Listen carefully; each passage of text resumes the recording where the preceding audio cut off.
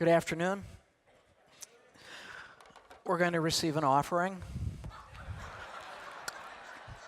I just felt that moment coming on. And if you do have your checkbook here, it's Tom, Nebel. All right. Earlier I received a Grace Communion International polo shirt. Pam Morgan asked me how it fit. I said, I think it fits just great. It's easy for me to be at a conference that says we are GCI. And as an outsider, second to my primary tribe, I would call myself among the tribe of GCI. My first friend within this fellowship was Randy Bloom, who is now the regional pastor for the Northeastern region. Randy introduced me to Vice President Greg Williams. Greg introduced me to Heber Tikas. And then, since that time, I gotten to know a lot of you. I represent an organization called Giant Worldwide, which a few years ago to me was a place of income, a place of building out leadership culture across organizations. But a short time after becoming involved with Giant Worldwide, I realized that the transformation was mine. It was about God doing work in my own life. Give you a little hint as we talk about Giant Worldwide. You'll always see a small I in the logo, and it's signaling something, especially those of us in the faith community, of what we're about. It means David, not Goliath. It means secure, humble, confident leadership wins the day over the leadership that puffs up and dominates and acts larger than it really is. I grew up in northeast Wisconsin. I want to tell you a story from my childhood. I had turned 13 years old. And where I lived at the corner of 4th and Georgia in Sturgeon Bay, we had a couple of homes. They were all from the Nebel family homestead. And the house that I grew up in was the house that my dad was born in, also the house that my dad died in, all built by my great-grandfather.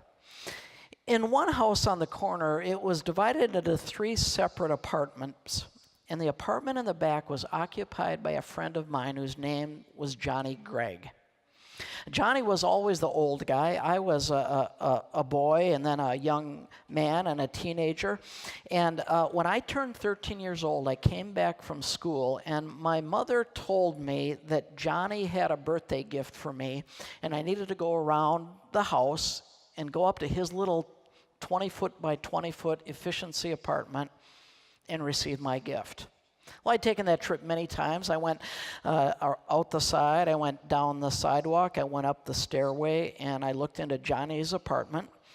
It was always dark. There was always a black and white television flickering. And I'll remember Johnny came to the door, and he said, well, I understand it's your birthday. And I said, yes. And he says, well, happy birthday. I've got a gift for you. So we just needed to wait. He said we needed to wait. He would tell me when it was time. We just needed to wait. So we waited and we waited and we waited, and finally I heard a noise. It was a noise of a diesel engine in our backyard. Johnny said, it's time. We walked out the door, we went down the steps, and we went out, and in the back there was a truck, and there was a man from a company called the Beeson Blacktop Company. For my 13th birthday, Johnny Gregg, this guy who never had any money, lived in this dank little place, was a tenant of ours. Johnny Gregg was buying me a basketball court. It was an enormously important moment in my life. My jaw dropped open, and as we walked out and back where the truck was, we had an outbuilding that was 20 feet by 30 feet. And I remember the man taking out his tape measure and counting 30 feet out, and then he went 33 feet back to a tree line. They were going to build a basketball court for me. Could you imagine a 13-year-old kid so totally excited, so totally jacked up, how someone could be as generous toward me, for a variation on the theme, as Johnny Gregg was? So I'll never forget the moment when the guy from the blacktop company took out a clipboard. Now, those of you that are in the way back, you'll have to stop multitasking for a moment and just look at the clipboard for a moment, because I want you to imagine the moment. He had a clipboard, and he took out his marker, and he had a couple of layers of carbon paper in there. And as he was drawing out the building, and then the 30 feet, and then the 33 feet, they scripted out what the basketball court would look like. And then they scheduled a date. It would be a few weeks later. And in the meantime, I waited, and I waited, and I waited, and I waited until the day that more vehicles showed up, and more equipment crinkled over the gravel driveway in the back and went out and began to build this basketball court. I was hard to contain. And I was watching as they were digging, and they were starting to scrape away dirt from my upstairs bedroom. As I was watching and watching and watching, it seemed odd to me that they were building and digging at the front end of the building, not on the side of the building where we had measured out the basketball court. But after all, they should know what they're doing. I'm not the expert. But I watched and I watched and I watched, and they kept digging dirt and kept digging dirt on the front of the building, not on the side of the building. And I was so puzzled that I went down and I said to my mother, I said, "Mom, I don't think they know where they're digging." And she says, "Well, why don't you go tell them?" So I did. I went out and I walked down and I went up, and all this machinery is going, and there were guys with hard hats, and there was all kinds of noise, and the guy looks over at me and he sees me that I'm looking to gain his attention, and then he gets out of the cab of his vehicle, he comes over to me, and there's all this noise, and he's just looking at me, and I yelled at him. I just loud over the noise. I yelled, "Aren't you supposed to be digging over there?" And he looked back at me. Now, I was intimidated. I mean, this was before I had my growth spurt. This before I just shot right up. So I'm looking up into the eyes of this guy, and I said, "Aren't you to be digging over there?" And he just put his hand up. He went back to the cab of his vehicle, and he pulled out a carbon of the outbuilding and the 30 feet by 33 feet. And he put that carbon out in front of me. Are you still looking at me? I just want you to see this, because he put this out in front of me, and here's what I did. You have to watch what I'm doing. Just pay attention, okay? Here's what I did. I looked up at him. I looked down at the clipboard. I looked up at him. I looked down at the clipboard, and then I did this. I turned it 90 degrees. And the guy said, "Oh, rats." And he looked over at his buddy, said, "Cut this," and they went into a tirade of expletives, and they couldn't believe that they were digging on the wrong side of the building. They spent most of the morning putting that thing back together. They came back the next day and started to build their basketball court. Now, you know what it would have taken on that carbon, don't you? It would have taken a little N signaling north and a little arrow to point toward true north. But it wasn't there, and the place went awry. What happens when we almost get it right, but don't completely get it right? We can squander a lot of time, squander a lot of energy, squander a lot of resources, and we can deplete our imagination. But conversely, what if we get it right from now going forward? Imagine what God can do through a fellowship like Grace Communion International if today is day one on getting it even righter than it was. Now, can bad things happen when you're off by 90 degrees? For sure. I mean, look at our history, right? But what if we start to get that thing straight and get it as straight as possible? Then we are the dreamers of the day who see a future of plenty and a future of God's magnificence in our lives. Getting it off just a little bit can have enormous consequences, but getting it right can have such enormous payoff. Yesterday, a dear friend of mine, a lady who lives near me, she took me to the airport. She's maybe 20 years older than me. We had a nice little conversation along the way, and she was describing how she had just taken a friend of hers who was in her 80s out for sushi for the very first time. This woman was very adventuresome, this 80-something lady, and she went ahead and ordered her sushi, and it came, and she used a fork rather than chopsticks, and she looked down at the green stuff, the glob of green stuff next to the sushi. And she said,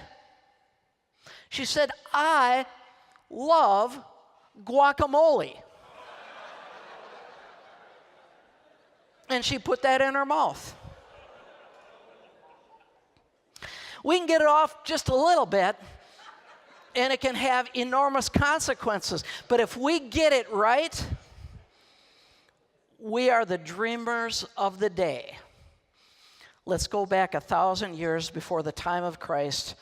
In the Bible, it's known as the era of the Judges. And let's recall a guy who had it right most of the way, but got it off just enough that he and others paid a price. Thank God he is still in the Faith Hall of Fame of Hebrews 11. His name was Jephthah. Jephthah the Gileadite. Do you remember Jephthah and the guy who got it wrong? But if he would have gotten it right, how much better it would have been. Let's talk about being leaders worth following. Judges chapter 11, it goes like this. Do you remember this story? Jephthah the Gileadite was a mighty warrior. Take note of that. We would say he has high competencies. He was a mighty warrior, but let's look at his family tree. His father was Gilead. Okay, that sounds like something. His mother was a prostitute.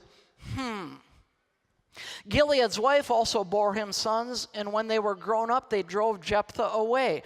You are not going to get any inheritance in our family, they said, because you're the son of another woman. So Jephthah fled from his brothers and settled in the land of Tob, where a gang of scoundrels gathered around him and followed him. So he was a leader, not necessarily a leader worth following.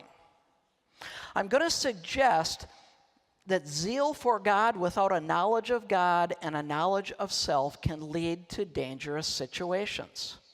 I'm also going to suggest that the converse is true, that if people know God and really know themselves, the enormity of their capacity to make an eternal difference is just unhindered. Verse 4, sometime later when the Ammonites were fighting against Israel, the elders of Gilead, okay, remember y'all? They chased him away. This is so fascinating. The elders of Gilead went to Jephthah because they were looking for a first-round draft pick who was a mighty warrior. And they chose him on the basis of bulk and supposed capacity. The elders of Gilead went to Jephthah from the land of Tob. Come, they said, be our commander so we can fight the Ammonites. We'll keep going. Next verse. Oops, I'm sorry. Jephthah said to them, didn't you hate me and drive me away from my father's house? Why do you come to me now when you're in trouble? The elders of Gilead said to them, nevertheless, we are turning to you. It's almost comical, isn't it? I mean, it's almost comical. It's like they never heard the question. Nevertheless, we're turning to you. Now come fight with us against the Ammonites, and you will be head over all of us who live in Gilead. These guys were dreaming at night. If they could have been dreamers of the day, they might have looked twice. But zeal for God without a knowledge of God and without a knowledge of self can lead to some very, very dangerous situations. Conversely, a knowledge of God and a knowledge of self with zeal can be an impenetrable force. So they said, come and fight, and you'll be the head over all of us who live in Gilead. Wait, I was chased away, now I'm going to be the guy, now I'm going to be the king. Jephthah answered, suppose you take me back to fight the Ammonites, and the Lord gives them to me, will I really be your head? The elders of Gilead said, yep, the Lord is our witness, we will certainly do as you say. So Jephthah went with the elders of Gilead, and the people made him head and commander over them, and he repeated his words before the Lord in Mizpah. You know your biblical history. They made an event out of it. They made a moment. There was a crowning moment, and he was off and running. Okay, now pause. We had heard Brad just say earlier that pastors essentially define the culture. Teams never get or organizations never get healthier than the number one team. So I told you that I had gotten to know Randy, and then Randy introduced me to Greg, and Greg introduced me to Heber, and we got a little conversation going, and I invited them, or actually they invited me, into a journey to try to get their top leadership teams as healthy as possible. Could I just ask those of you who were in core group number 1, and now those of you who are in core group number 2, could you just stand up and just wave for a second? Just stand up like real proud, and I want you to look around the room right now just so you can see a number of these people who have been in these core groups, all right? Just want you to see them, all right? Ladies and gentlemen, you can be seated. Thank you all.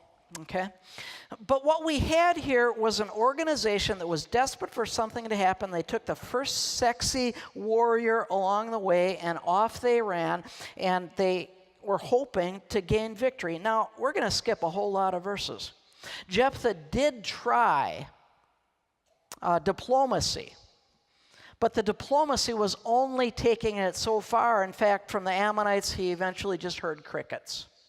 So now we're going to skip forward and look at the next set of verses from verse 29. Something happened. Then the Spirit of the Lord came on Jephthah. He had just about had enough. It says he crossed Gilead at Manasseh, passed through Mizpah of Gilead, and from there he advanced against the Ammonites.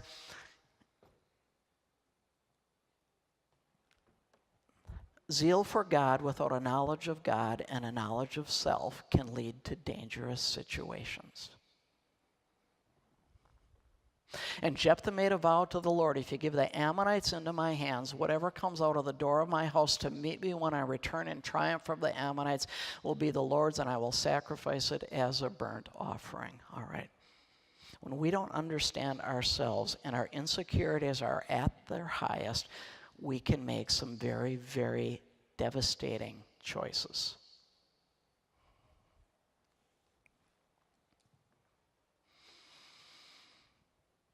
What was going on in his mind? First thing comes out of my house, chicken, a goat, whatever. I could do a goat. Yeah, I think I could give up a goat, whatever comes out of my house. But anything, Lord, it comes out of my house, and I'm going to give it to you. So, of course, they go off, and they have victory. So he's got a Super Bowl ring. He's charged with energy and excitement. And we get to verse 34, and it's like the trumpets are preceding him. When Jephthah returned to his home in Mizpah, who should come out to meet him but his daughter dancing to the sound of timbrels? And as if to drive the stake in a little harder and turn the knife a little more, it says she was an only child. Except for her, he had neither son nor daughter. When he saw her, he tore his clothes and cried. Now we know that was anguish and grief. Oh no, my daughter, you have brought me down, and I am devastated. I have made a vow to the Lord that I cannot break.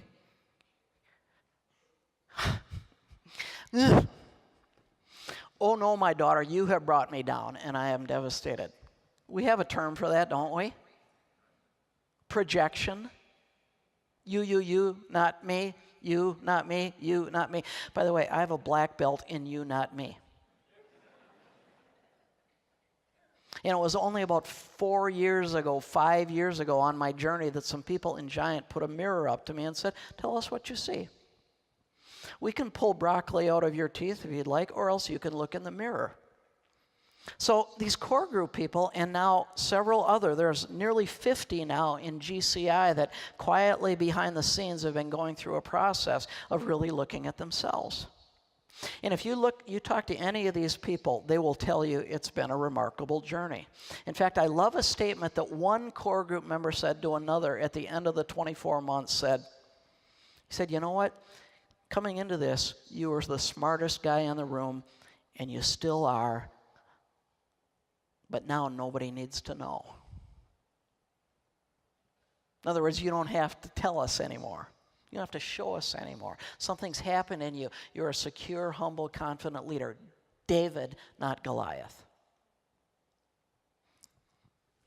But this projection thing. And he says, I made this vow to the Lord that I cannot break. I bear to differ, Father. But man, family dysfunction, it perpetuates, doesn't it? My father, she replied, you've given your word to the Lord. Seriously. If you ask people, well, what do you think of Jephthah? Well, he kept his word. Hold on. This is serious stuff. Now, thank God, grace prevails. And he ends up in Hebrews 11 in the hall of faith. Okay? But come on, my father, you've given your word due to me just as you promised. Now that the Lord has avenged you of your enemies, the Ammonites, but grant me this one request. She said, give me 2 months to roam the hills and weep with my friends because I'll never marry. And then there's a few other comments about off she goes. You may go, he said. Let her out for 2 months. She and her friends went into the hills and wept because she would never marry. After the 2 months, she returned to her father. He did to her as he had vowed, and she was a virgin. All right. Man, we try to wiggle around this stuff. I even, in preparation for this, was looking up just some exegetical thoughts on this from others online. And some people are kind of saying, well, no, he didn't really. It was just more like he committed her to service for God, so therefore he'd never perpetuate his lineage. And you're like, oh, come on. Okay. 4 things I can tell you about becoming leaders worth following, okay? Number 1, zeal for God without a knowledge of God and self will lead to some unhealthy places. All right? Number 2, high performance teams. Secure, humble, confident teams. Secure, humble, confident leadership doesn't just happen by chance, okay? An organization is never healthier than their number one team. Brad essentially said the same thing. Leaders define cultures. They don't just talk about it. Pastors, you will define the culture. You can talk about it all you want, but you define it. Oftentimes, culture is defined by the worst behaviors that are allowed. And then lastly, we need to know what it's like to be on the other side of our leadership. We need to know what it's like to be on the other side of ourselves, because we don't always see clearly, all right? So I'm going to just show you a couple of slides, then I'm going to show you a couple of tools, and then we're going to let you out. I'll let you out at least a minute early, or you get your money back. All right. Well, the outcome of our leadership, some divide, some subtract, a few leaders add, but great leaders multiply. If we took a time here and I just huddled us up, said, tell us about a leader in your life who subtracted. You'd be able to tell, right? You'd say, oh, this person would always be taking pieces out of others. Or they took it out of me. Or I saw this happen. They made others less than. If I'd say, could you tell me about leaders that add? You could say, oh yeah, I can think I've learned some skills here and there. I saw this happen, or etc. How about leaders that divide? They're politically working the angles, but they're sort of distrustworthy. And you wonder when the trap door is going to come on your side. You could think of that, right?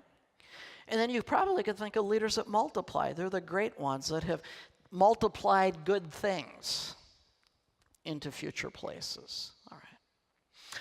Now, here's the truth. I have been all of these things. I've subtracted, I've added, I've divided, I've multiplied. So our conviction, by the way, on the keyboard is that the two most important keys are the percentage key and the multiply key. Because what would it look like in Grace Communion International, for instance, or let's just say within your church or even within your family, what would it look like if every player was as healthy as possible and then was able to multiply that into other places?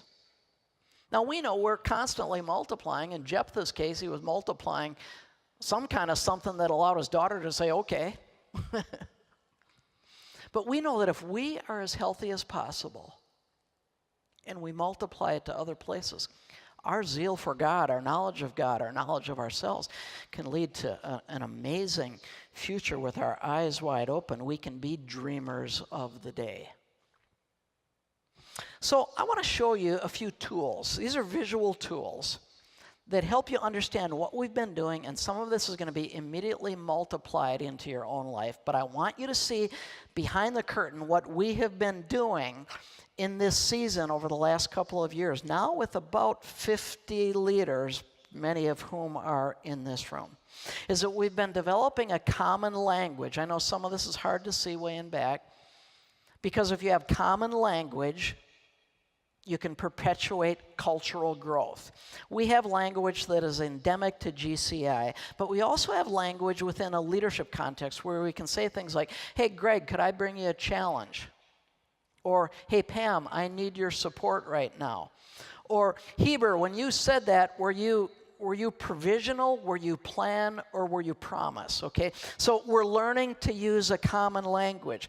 We're using visual tools. I'm about to demonstrate that for you. Okay, but everything we do to change culture has got to be simple, scalable, and sustainable, or you'll forget about it. But there are some tools that I could immediately teach you that you will remember, you will start to use maybe right now. Simple, so they don't baffle people. Scalable, so it can go everywhere. Sustainable, so it doesn't die out. Lastly, this whole issue of apprenticing. We take a year with our leaders and work them through a process so they can multiply, and then we're going to talk about core transformation. Take a look at this next tool. This is what we call the core. This is to say that we are comprised, just like if you were to work out in a physical fitness, we are comprised of multiple components, but if we get the core of ourselves right, we're going to be strong just as an athlete would be. So the first, a little bit hard to see in back, is called IQ. That means what are our competencies? What are the hard skills we have? In Jephthah's case, he had high IQ. What about EQ? That's connectivity. That's getting to a place where others actually want to follow us, want to be around us, right? We all know what it's like to be around high IQ people who just don't connect. They're full of themselves, right? They've got issues. We see it. I recently watched the movie The Imitation Game. Okay, it's the story of Great Britain and Alan Turing, the high IQ guy who's going to break the Enigma code of the Germans during World War II. At one point in the movie, a colleague looks at him and says, "You're never going to win this thing if people don't like you. You're not going to get the most out of your team. You'll never win." So we're looking to get our EQ, our connectivity, healthy, and then we're also using another phrase, PQ. It means our personality quotient. It means, what's it like to be on the other side of myself? Because as leaders, we're always either strengthening or undermining our leadership. And if we know what it's like to be on the other side of ourselves, we can know ourselves to lead ourselves and keep us from devastation and bring us into places of great abundance. Next slide. This is an infinity loop. It's not a degree that we've acquired or a hard skill that we have mastered. What this is an infinity loop saying, I have certain tendencies. I have tendencies that are maybe inborn, or they're maybe acquired over time. But I have certain tendencies. A tendency of mine, always to be the smart guy. I would win by being the smart guy. Quick with wit, quick with defense, quick to put others in their place. All kinds of awesomeness, put people in their place. My kids would say to me, well, Dad, you sometimes don't know how much of a jerk you are. I would listen, but not for very long, because I would be quick to defend. But there's a tendency in my life toward condescension. I don't know what your tendency is. There's many good ones. Some of us have a tendency to overtalk. Right? Some of us have a tendency to be lazy. Some of us have a tendency to always be so on that nobody can compete. But in my case, I would condescend, and then that would lead to consequences of harming others, and then I'd have to think about it and look at myself again, have a difficulty admitting it or bringing it out in the open, and so on. So I was with some friends over lunch today. They were with me a couple of years ago. We were in a coffee shop, and I remember this moment coming out of this coffee shop, and I said, I don't like being in there because I don't like the owner in there. And I've been around her before, and she seems really condescending, and I said, I don't like that because I used to be condescending.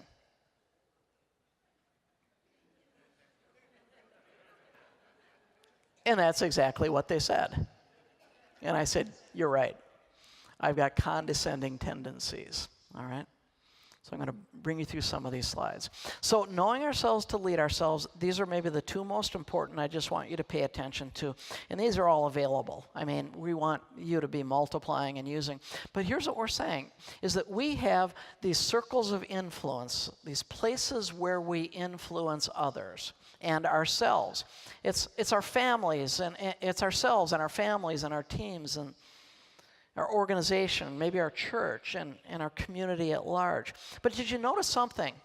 Notice right in the middle, there's a subtle little arrow that points outward. And what we're saying is we can be intentional in our leadership or we can be accidental. But what if we were intentional? What if we really were intentional and we were thoughtful before we made decisions and as we made decisions? And the idea behind this tool is to say that if we get the center right, the ripple effect is huge. But we all know what it's like to be around people who have succeeded in the outer circles, but then inwardly, it's been so problematic. That might be like a Jephthah. Now imagine this tool overlaid over the next one.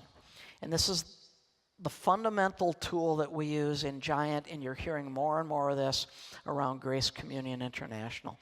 What we're saying is that we are calibrating leadership through a lens of high support and high challenge. As we lead in any of our circles of influence, we have a choice to make. Will I bring someone high support or low support? Will I bring them low challenge or high challenge? Well, guess what?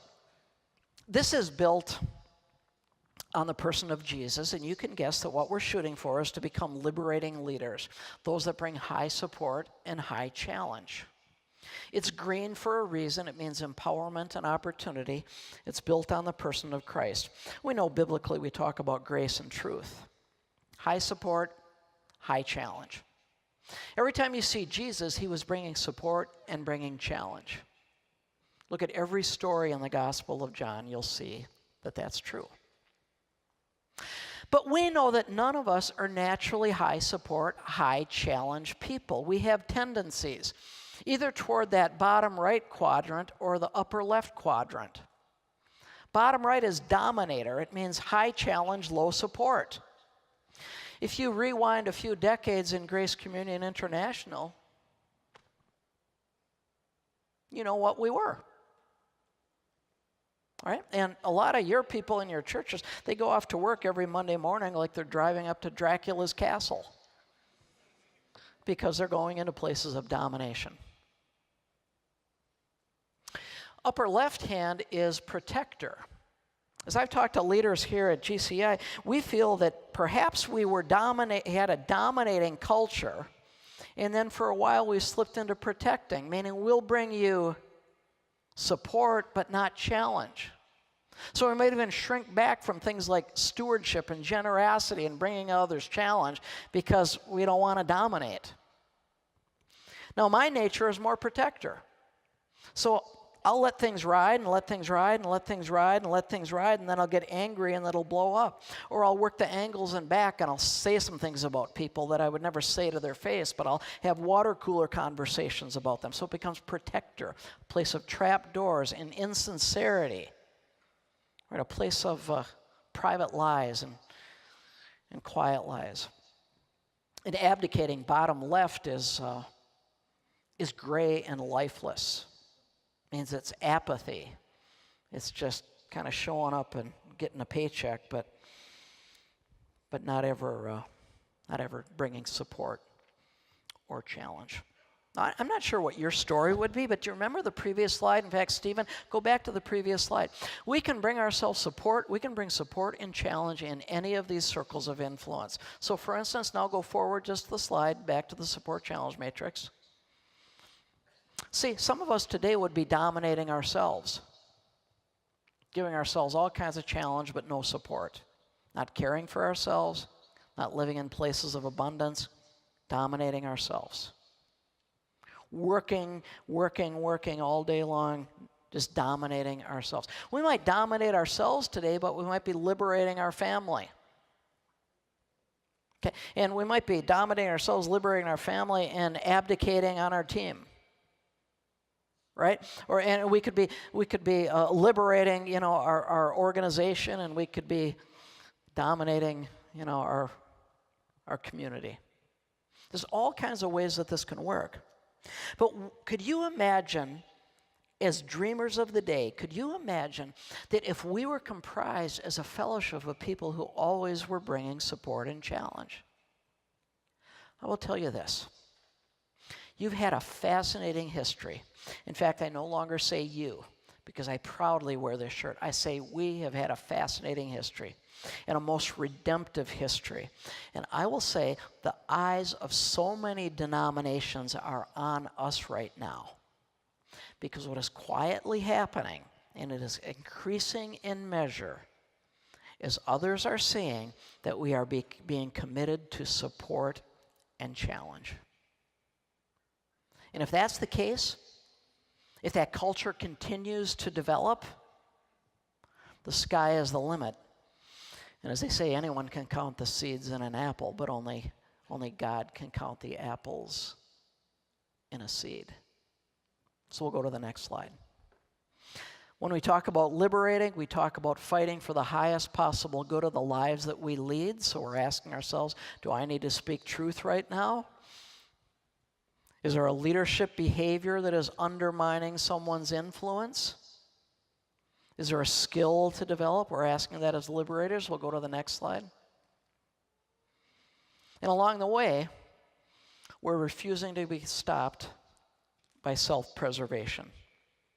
Let me just introduce you to this tool for a moment. Self-preservation is the biblical idea that we glory in our weaknesses. I always thought that was an awesome verse for others. I boast in my weaknesses, for then the power of Christ is made even more manifest. I've come to discover that when I own my own self-preservation, I am a stronger leader. So here are questions that we ask ourselves towards self-liberation. Number one, what am I afraid of losing? Number two, what am I trying to hide? Number three, what am I trying to prove? And to whom? So in this core group that I was describing, we've got a couple of them, and then many of our regional pastors are leading core groups as well. We're asking one another these questions. On a regular basis, what are you afraid of losing? What are you trying to hide? What are you trying to prove? And to whom? And I find it fascinating when we speak that stuff out loud, it softens everyone to who we are. It makes us more real. Example. 2 weeks, or probably 2 months ago, and we could stay on the self-preservation slide, but 2 months ago, we were preparing for one of our online meetings. We do all these meetings over computer, and I'm fascinated. I see people today that I've known for 2 years but have never been in the room with. Okay. But about 2 months ago, I noticed about 15 minutes before our online meeting that I had sent everybody all the wrong stuff. And normally, this particular core group, people pick up on that right away, but nobody picked up on it. So I'm going into this meeting and I'm thinking, okay, I'm either going to be legit and tell everybody what's going on, or I'm going to try to hide it. So as soon as our meeting came up, I pushed past my self-preservation. And I just said, hey, everybody, I want to tell you my self-preservation. Here's what I'm afraid of losing. I'm afraid of losing income because you're paying me to do this. What am I trying to hide? That I sent you the wrong stuff. And what am I trying to prove? I'm trying to prove that I'm competent and I belong in the room. And everybody laughed. Okay, cool. Told you about my friend took me to the airport yesterday. She's one of the societal elite in Madison. In fact, her license plate on her car says classy. And about 6 weeks ago, she said to me, I'm so afraid. I'm leading a book club here in Madison. I'm part of a book club. It's all these really high-end people. And she said, I'm supposed to lead it this week, and I don't even understand the book. She said, so I got to fake my way through it. I said, let's try something different. Why don't instead you lead with your self-preservation? So I showed her this tool, and she did it. She went before all these high-heeled people, well-adorned people, and she said, okay, I'm going to show you a tool called self-preservation. She said, what am I afraid of losing? I am afraid of losing your respect. What am I trying to hide? I don't even understand the book. What am I trying to prove? That I belong in the room with the rest of you. She said their jaws dropped open, and then they laughed, and they had the best meeting ever. So what am I afraid of losing right now? I think I'm afraid of losing some degree of credibility because I have no idea where this is all going, and I think some of you probably want to have a Bible verse for all of these, and by the way, I can get them to you. But I'm afraid of losing that. What am I trying to hide? I was thinking, what am I trying to hide in front of these people today? The only thing I could think of is I'm trying to hide the fact that Heber Tikas and I did some sneaky stuff in a cemetery one night in northeast Wisconsin. So you can ask Heber and me about that. But you can ask anybody from these core groups, just ask them, hey, what's your self-preservation? They should be able to tell you something. What am I trying to prove and to whom I'm trying to prove? Probably mostly to Greg. Hey, Greg, I was worthy of your hire. Okay. All right. So I ran this past the core group people last week, and I said, what else am I missing? In fact, they were speaking into this presentation, and they thought that this was a word that you all should hear, and this is a tool called inhibition or prohibition. And this is saying to an organization like Grace Communion International, and I'm so honored to be with you all, to be with Vice President Williams, with President Joe Tkach, people that I love and respect, and to be with all of you, and I now say all of us. But it is so important that you understand that the liberation as we go forward into greener and greener places, it's more an issue of inhibition than prohibition. We're asking the question, who says you can't?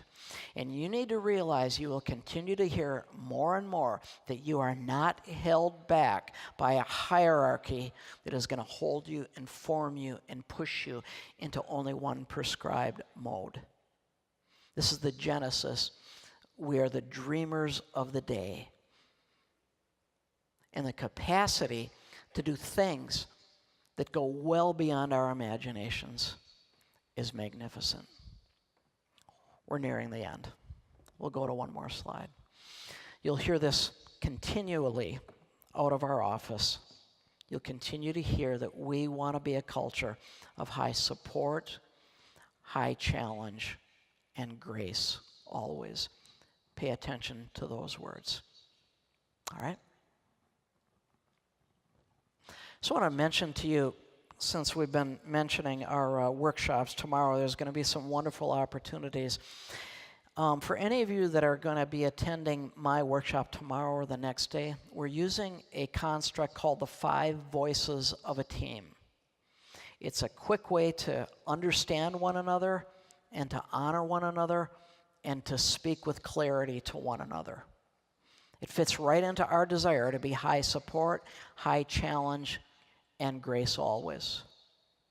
So this descriptor is simply saying in any group of people, there's normally at least 5 voices represented. If we hear and speak our voices, we bring more to the table, and we make everything and everyone better for it. So there are nurturers, 43% of the people who typically keep their mouths shut, but they're the largest number of people, so they're very quiet, but they have enormous influence. There are creatives who are out in front and a little bit spacey, a little bit wild, a little bit future-oriented, try to figure themselves out, but they're amazing seeing the future.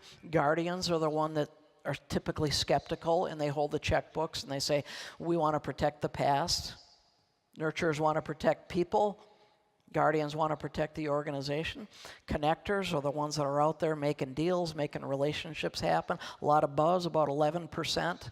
30% are guardians, by the way. And then the pioneers are the 7% who typically end up leading, and they're the loudest voice in the room, but they undermine their own influence if they don't listen to the other voices.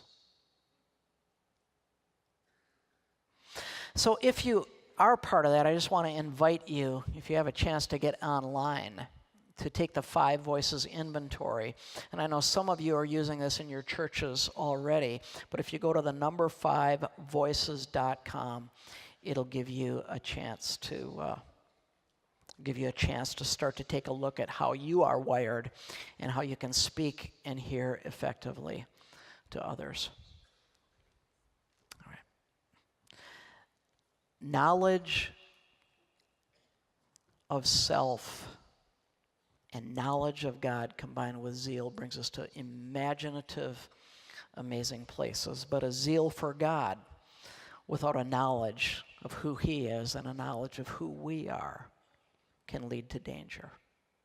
It was about 100 years ago that T.E. Lawrence was making a name for himself. Do you know that name? He grew up in Great Britain. He's in a family where there were some means, so he had actually had some schooling in Syria. He became very interested in the Arab world, began to speak Arabic, did many studies there, and then about 100 years ago, on the precipice of World War I, he was sent as an emissary to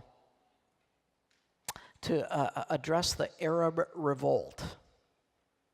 Had to do with how tightly would Britain hold on to its kingdom.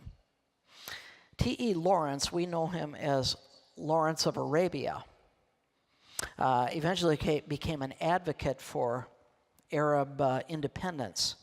And he did some enormous things, enormously impactful and powerful things in his short life before he died in a motorcycle accident. But in one of his memoirs, T.E. Lawrence was writing about what it takes to actually aspire and adhere and apprehend and achieve amazing things. And I close my time with you with his words, reflecting on his moments of greatness. He put it this way. He said, "All men dream, but not equally. Those who dream by night in the dusty recesses of their minds wake in the day to find that it was vanity. But the dreamers of the day are dangerous men." Could I say dangerous men and women? Because they take a look at themselves. They see themselves in the mirror. They know themselves to lead themselves. They work toward places of security, humility, and confidence. For they are dangerous men and women, for they act on their dreams with open eyes to make them possible. God bless you. God bless us. God, keep our eyes on true north, and may we do things that are unimaginable. To God be the glory.